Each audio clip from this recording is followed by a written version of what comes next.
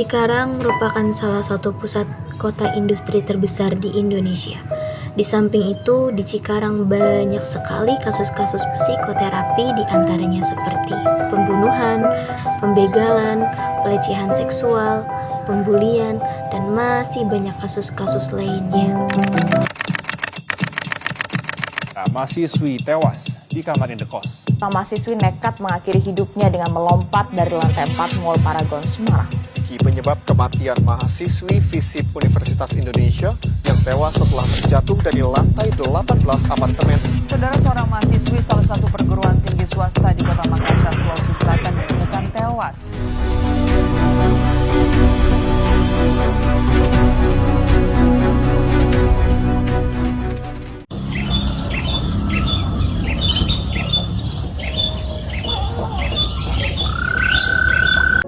Psikoterapi berasal dari kata Yunani, yaitu terapeia, yang berarti menyembuhan.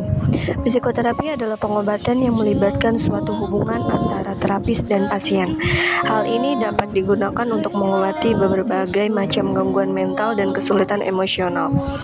Psikoterapi sendiri merupakan topik yang paling esensial dalam disiplin psikologi. Penyakit ini menyerang pria dan wanita dari segala usia, kelompok etnis, dan status sosial ekonomi. Psikoterapi diterapkan pada permasalahan seputar kejiwaan atau keluhan yang melibatkan gangguan signifikan dalam berpikir, pengaturan emosi, atau perilaku yang memerlukan penanganan secara psikoterapi.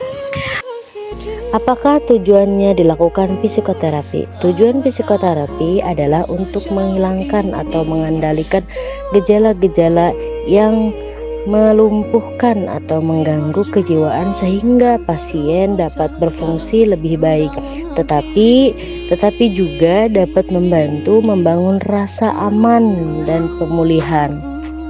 Masalah yang dibentuk oleh psikoterapi mencakup kesulitan dalam menghadapi kehidupan sehari-hari, dampak trauma, penyakit medis, atau kehilangan seperti kematian orang yang dicintai, dan mengganggu mental tertentu seperti depresi atau mengganggu makan dan minum tidur. Kebetulan saat ini saya sebagai guru honorer di sebuah madrasah, kemudian guru juga di sebuah TPQ. Baik, pandangan saya mengenai psikoterapi, menurut saya psikoterapi itu adalah proses pengobatan sesuatu penyakit untuk penyakit mental melalui pendekatan spiritual, melalui pendekatan mungkin keagamaan ya, dengan Al-Quran ataupun sunnah-sunnah yang diajarkan oleh Nabi Muhammad SAW. Itu mungkin pandangan saya mengenai psikoterapi. Psikoterapi terbagi dalam 3 aliran besar, yaitu psikoanalisis, behaviorisme, dan humanistik. Psikoanalisis merupakan bentuk perikatan yang berkembang selama proses pengobatan dengan menciptakan lingkungan yang aman bagi orang tersebut untuk mengungkapkan cerita tentang dirinya.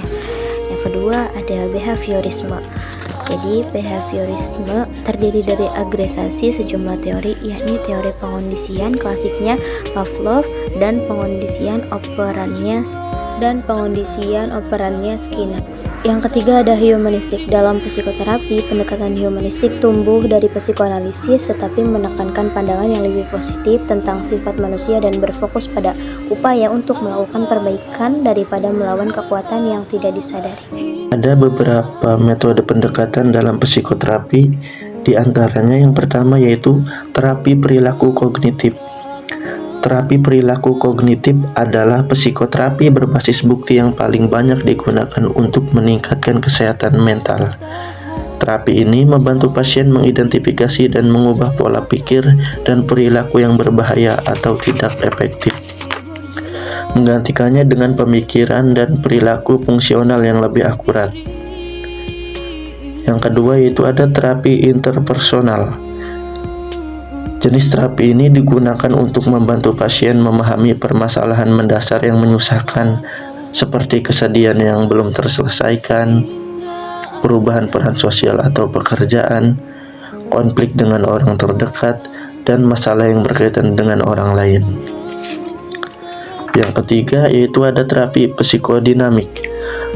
Terapi ini didasarkan pada gagasan bahwa perilaku dan kesejahteraan mental dipengaruhi oleh hubungan dan pengalaman masa kanak-kanak, konflik psikologis, dan pemikiran atau perasaan berulang yang tidak produktif atau tidak tepat yang seringkali berada di luar kesadaran orang tersebut. Ini menggunakan hubungan dengan terapis untuk berupaya memahami diri sendiri secara lebih penuh dan mengubah pola lama sehingga seseorang dapat lebih bertanggung jawab atas hidupnya. Yang terakhir yaitu ada psikoanalisis. Secara luas, psikoanalisis adalah berusaha mendengar sesuatu dari pengetahuan bawah sadar pasien dan menyampaikan pemahaman tersebut kepada pasien. Psikoanalisis merupakan bentuk terapi psikodinamik yang lebih intensif. Sesi dilakukan 3 atau lebih dalam seminggu. Psikoanalisis dikembangkan oleh Sigmund Freud sebagai metode klinis untuk mengobati pasien neurologis dengan gejala yang tidak ada penjelasan neurologisnya, yang kemudian dikenal sebagai histeria. Alhamdulillahirobbilalamin, penelitian kita sudah selesai. Jangan lupa like, comment, share, and subscribe. Wassalamualaikum warahmatullahi wabarakatuh. Terima kasih.